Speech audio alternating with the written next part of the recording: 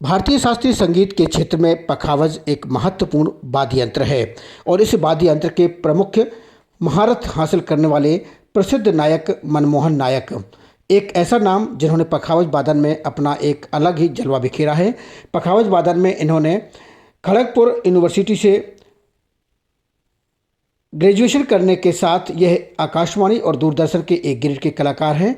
इनके द्वारा देश के प्रमुख मंचों पर इन्होंने अपनी प्रस्तुतियां प्रदान की हैं, जिसमें प्रमुख रूप से संगीत सम्मेलन मुंबई, कालिदास संगीत सम्मेलन उज्जैन, कथक महोत्सव न्यू दिल्ली, संगीत स्वर्णा प्रतिभा भोपाल, रायपुर, सिलीगुड़ी सहित नई दिल्ली के प्रमुख अन्य कार्यक्रमों में भाग लिया है।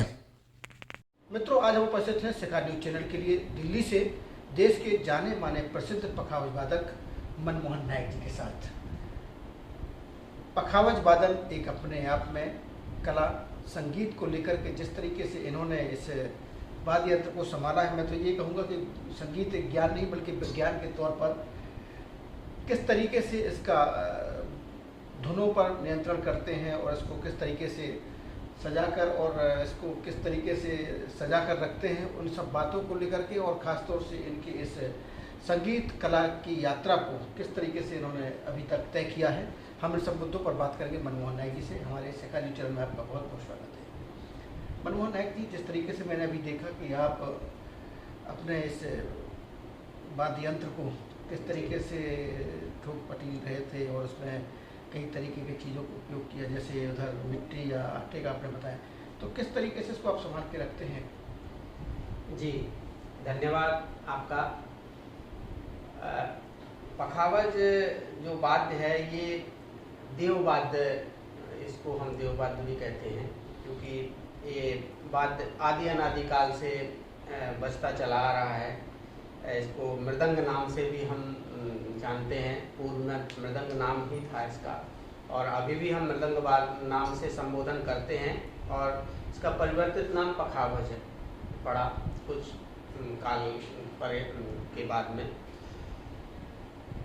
तो अभी हम पखावज वाद्य के नाम से इसको हम जानते हैं, और इसकी जो आपने रख रखाव की जो बात की कि ये हमारे लिए एक हिसाब से देवता है। हमारा पखावज हमारी साधना है, इसके लिए हम साधना करते हैं और इसी के लिए ही हम सब कुछ करते हैं। तो इसकी पूड़ी को लेकर के कि इसमें कुछ खराबी तो नहीं आ गई है या इसका सुर में अंतर तो नहीं आ गया है, तो हम इसका ध्यान रखते हैं पूरा और इसको संभाल के रखते हैं। निश्चित रूप से संगीत साधना एक आराधना है जी, लेकिन आपने जिस तरीके से इसको अपने नियंत्रण में रखा और काफ़ी कुछ इसमें जो ये जो क्रियाएं आपने सीखी हैं, तो क्या आपको इसका बचपन से शौक था या किसी से प्रभावित होकर के आप पखावज वादन की ओर आए?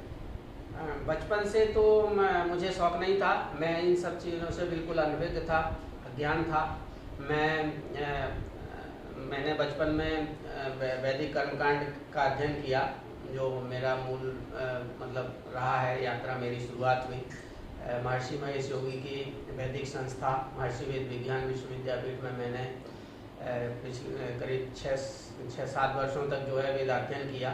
वहीं पर मुझे जो है एक बार हमारे जो अभी वर्तमान में गुरुजी हैं पंडित डालचंद शर्मा जी, जो विश्वविख्यात पखावज वादक हैं,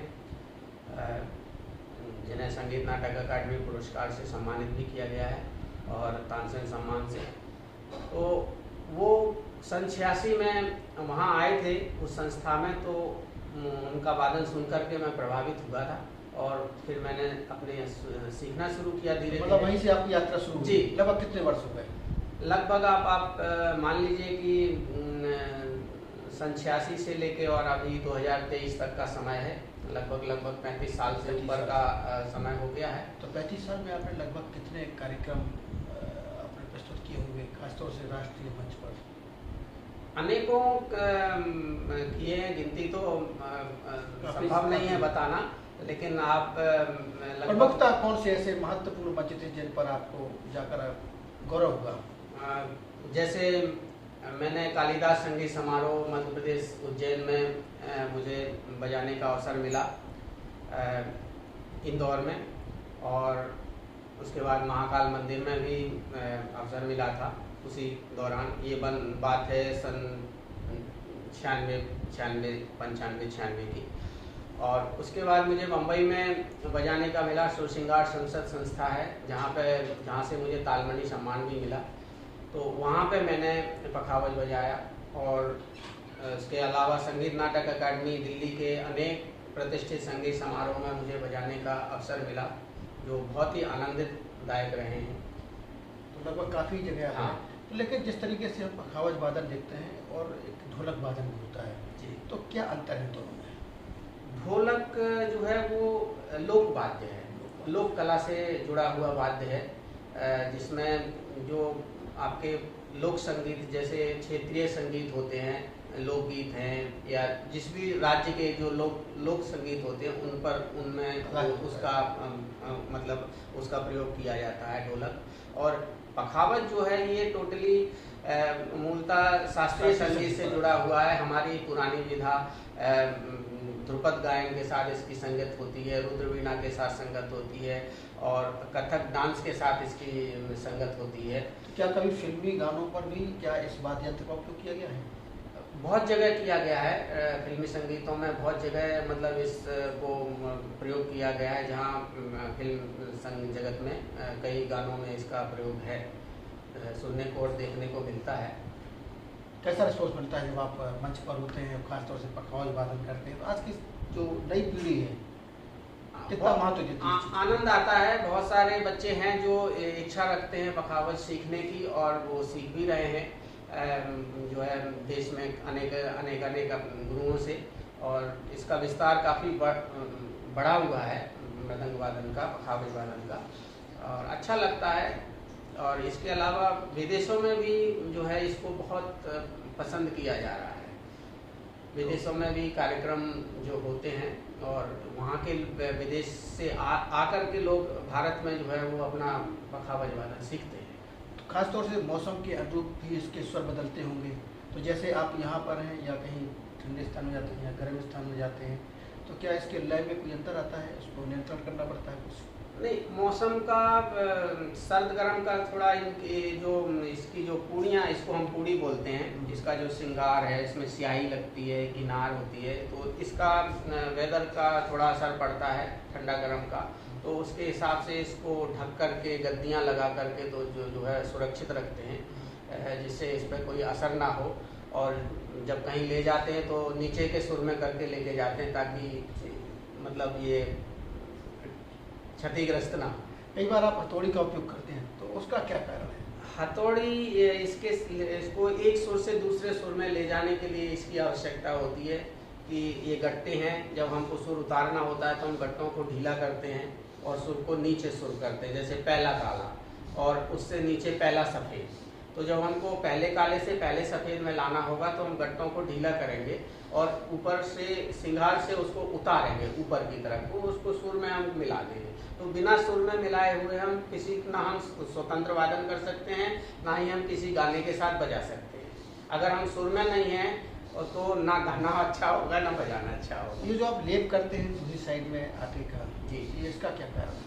ये आटे का जो इसमें जो बेस का जो हिस्सा है, गंभीरता लाने के लिए वहाँ पे इसमें आटे का प्रयोग होता है।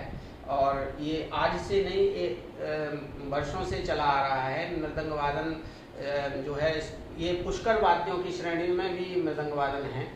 इसको पुष्कर वाद्यों की श्रेणी में लाया। नाट्य शास्त्र में इसका वर्णन है, हमारा जो भारतीय नाट्य शास्त्र है उसमें इसका वर्णन, जो अवनद्ध पाठ का जो हिस्सा है नाट्य शास्त्र में, उसमें पुष्कर आदि वाद्यों का वर्णन है, जिसमें उसका एक हिस्सा मृदंग है। तो उसी में उसमें जो वर्णन है वहाँ एक श्याम श्वेत नाम की मिट्टी का वर्णन किया गया है नाट्य शास्त्र में। तो उस काल में मिलती होगी, लेकिन आज संभव नहीं है उसको रख पाना अपने पास में मिलना। तो उसकी जगह पे आटा से ज़्यादा मुलायम कोई चीज़ उपयुक्त नहीं शुद्ध मानी गई है, तो हम यहाँ पे आटे का लेपन करते हैं। जिससे ऐसा आटा होता है वो जो कि हाथ में चिपके भी ना, और हम उसको धीरे धीरे मल करके उड़ी पे लगाते हैं और उससे सुर के अनुसार बेस बनाते हैं उसका। इस वाद्य यंत्र को बढ़ावा देने के लिए शासन स्तर पर कोई प्रयास किए जा रहे हैं आपके हिसाब से? शास्त्रीय स्तर पर शास्त्रीय क्या मतलब आप शासन के स्तर पर शायद पूछना चाह रहे हैं। तो शासन के स्तर पे इसको बढ़ाने के लिए तो सीखने सिखाने के लिए तो कोई जहाँ तक शिक्षा का है तो वो कहीं पर मुझे नज़र नहीं आता है। इसके लिए प्रयास जरूर होना चाहिए कि तो ये तो लुप्त हो जाएगी। हाँ, और जो भी मृदंग वादन की शिक्षा हो रही है, या तो व्यक्तिगत किसी गुरु के पास जाकर के हो रही है, या किसी के अपने व्यक्तिगत जो गुरुकुल खुले हुए हैं, या फिर व्यक्तिगत कुछ स्कूल संस्थाएं जो संगीत विद्यालय खुले हुए हैं वो अपने यहाँ शिक्षा दे रहे हैं। लेकिन सरकारी तौर पर यूनिवर्सिटी या विश्वविद्यालय लेवल के तौर पे पखावज की शिक्षा शायद मुझे लगता है कि नहीं है। मतलब आपका कहना है कि इस विधा को अगर आगे ले जाना है तो हम आपको शासन स्तर पर प्रयास करने होंगे, जिससे कि हमारी ये शास्त्रीय विधा जीवित रह सके। एक विषय के तौर पे विश्वविद्यालयों में जो संगीत महाविद्यालय हैं सरकार से जिनको चलाया जा रहा है, वहाँ पे एक विषय के तौर पे पखावज वाद्य होना चाहिए। तबला सिखाया जाता है बहुत जगह, तबला के साथ में पखावज का भी होना चाहिए।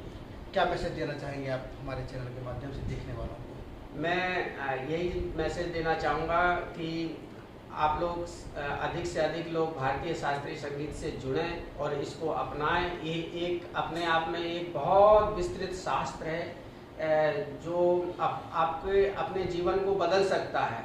इसमें सुख है, शांति है, बहुत आनंद है और एक ज्ञान है। पूरा शास्त्र है संगीत। इसमें आप सब शिक्षा ले सकते हैं, इसमें शोध कर सकते हैं, सब सारी सुविधाएं हैं सर शास्त्रीय संगीत के अंदर। पूरा सब कंप्लीट विषय है।